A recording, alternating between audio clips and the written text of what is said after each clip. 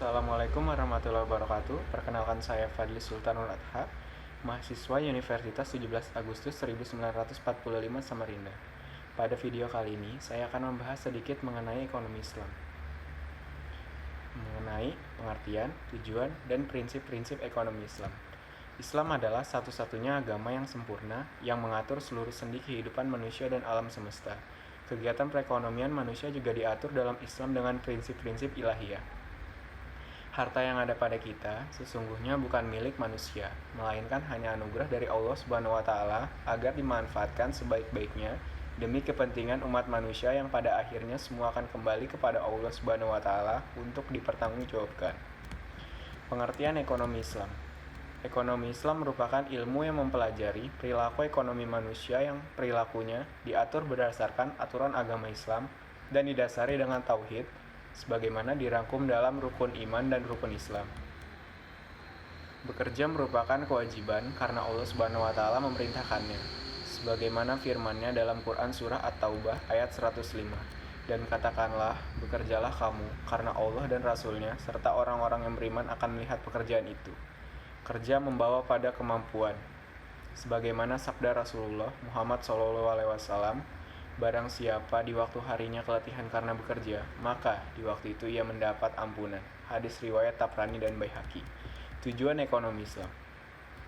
Segala aturan yang diturunkan Allah Subhanahu wa taala dalam sistem Islam mengarah pada tercapainya kebaikan, kesejahteraan, keutamaan, serta menghapuskan kejahatan, kesengsaraan, dan kerugian pada seluruh ciptaannya. Demikian pula dalam hal ekonomi, tujuannya adalah membantu manusia mencapai ketenangan di dunia dan di akhirat. Seorang fuqaha asal Mesir bernama Profesor Muhammad Abu Jahrah mengatakan, ada 3 sasaran hukum Islam yang menunjukkan bahwa Islam diturunkan sebagai rahmat bagi seluruh umat manusia, yaitu 1. Pensucian jiwa agar setiap muslim boleh menjadi sumber kebaikan bagi masyarakat dan lingkungannya. 2. Tegaknya keadilan di dalam masyarakat. Keadilan yang dimaksud mencakupi aspek kehidupan di bidang hukum dan muamalah. 3. Tercapainya maslahah atau merupakan puncaknya. Para ulama menyepakati bahwa maslahah yang menjadi puncak sasaran di atas mencakupi 5 jaminan dasar yaitu 1. Kemaslahatan keyakinan agama. 2. Kemaslahatan jiwa. 3. Kemaslahatan akal. 4. Kemaslahatan keluarga dan keturunan. 5. Kemaslahatan harta benda. Prinsip-prinsip ekonomi Islam. Secara garis besar, ekonomi Islam memiliki beberapa prinsip dasar. Berbagai sumber daya dipandang sebagai pemberian atau anugerah dari Allah Subhanahu wa taala kepada manusia. Islam mengakui pemilikan pribadi dalam batas-batas tertentu. Kekuatan penggerak utama ekonomi Islam adalah kerjasama. Ekonomi Islam menolak terjadinya akumulasi kekayaan yang dikuasai oleh segelintir orang saja. Ekonomi Islam menjamin pemilikan masyarakat dan penggunaannya direncanakan untuk kepentingan banyak orang. Seorang muslim harus takut kepada Allah Subhanahu wa taala dan hari penentuan di akhirat nanti. Zakat harus dibayarkan atas kekayaan yang telah memenuhi batas nisab. Islam menolak riba dalam bentuk apapun. Contoh opini riba bank. Islam adalah agama sempurna dan penyempurna agama-agama tauhid sebelumnya. Pada hari ini telah kusempurnakan untuk kamu agamamu dan telah kucukupkan kepadamu nikmatku dan telah kuridai Islam itu jadi agama bagimu. Quran surah Al-Maidah ayat 3. Kesempurnaan kekafahan dan universitas Islam tersebut dapat dilihat dari ajarannya yang berisi tentang semua aspek kehidupan manusia. Ajaran tentang pergaulan dan hubungan sesama manusia dalam rangka memenuhi kebutuhannya yang terbatas dan keinginannya yang tidak terbatas dinamakan muamalah madiyah atau iktisad atau ekonomi. Dengan demikian, ekonomi Islam merupakan sistem ekonomi yang menjadikan ajaran syariah Islam sebagai landasan dan sumber dari segala sumber nilai yang dipraktekkan dalam berekonomi. Islam mengajarkan mana yang boleh dilakukan halal dan mana yang tidak boleh dilakukan haram, dan melarang mencampur adukan antara keduanya dalam setiap perbuatan manusia termasuk berekonomi. Dan janganlah kamu mencampur adukan yang hak halal dengan yang batil haram, dan janganlah kamu sembunyikan yang hak itu sedang kamu mengetahuinya. Quran surah Al-Baqarah ayat 43. Islam melarang umatnya mengamalkan Islam secara parsial, melainkan menyuruh untuk mengamalkan Islam secara keseluruhan atau kafah.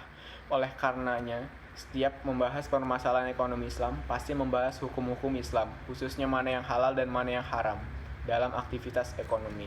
Perbankan syariah merupakan salah satu lembaga ekonomi dalam ekonomi Islam.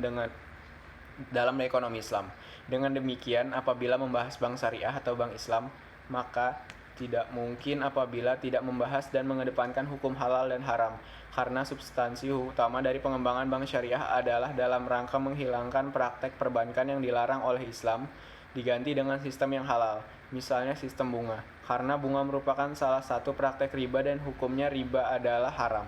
Oleh karena itu, sistem bunga diganti dengan sistem bagi hasil. Sebenarnya tidak usah takut dan tabu membahas halal dan haramnya bunga dalam bank syariah. Tetapi pembahasannya jangan berhenti pada halal haramnya bunga, melainkan juga harus membahas pula bagaimana semua pihak saling bahu-membahu membangun dan mengembangkan perbankan syariah yang kafah agar dapat tercapai tanpa mendegradasi keimanan atau meninggalkan prinsip-prinsip syariah Islam. Kelompok yang berpendapat jangan mengedepankan halal dan haramnya bunga riba dalam mendakwahkan atau mempromosikan bank syariah tersebut mungkin lupa, mungkin tidak tahu, atau mungkin tidak mau tahu apa esensi dari pengembangan bank syariah. Idealnya jangan sampai terjadi mereka itu hanya tahu manfaat ekonomi dan menikmati berkah dari bank syariah, tetapi tidak memahami substansi dari bank syariah. Kemungkinan mereka itu takut dan berasumsi bahwa apabila mengedepankan halal haramnya riba akan menghambat bank syariah dan dianggap sebagai bank yang eksklusif. Padahal, bank syariah itu memang merupakan sistem perbankan yang eksklusif. Eksklusivitasnya dapat dilihat dari sistem yang berusaha menjalankan syariah Islam dengan kafah dalam setiap aktivitasnya. Tetapi bukan berarti bank syariah hanya untuk umat Islam saja, melainkan non-muslim pun boleh memanfaatkannya. Inilah esensi dari rahmatan lil alaminnya Islam dalam hal ini bank syariah. Inilah esensi bank syariah, yaitu untuk mendapatkan falah atau kesejahteraan lahir batin bagi semuanya, baik generasi sekarang maupun yang akan datang di dunia dan di akhirat. Memang strategi ini dalam jangka pendek akan berdampak pada pertumbuhan dan perkembangan bank syariah. Tetapi dalam jangka panjang akan tumbuh dan berkembang serta terrealisasi dengan secara cepat atau alamiah. Berdasarkan uraian di atas, kiranya kita patut direnungkan. Pertama, sebagai seorang muslim seharusnya tidak malu, tidak tabu, dan tidak percaya diri apabila membahas dan mengamalkan Islam secara kafah, dan seharusnya malu, tidak percaya diri, dan tabu apabila tidak mengamalkan ajaran Islam secara kafah atau menyeluruh dalam kehidupan sehari-hari.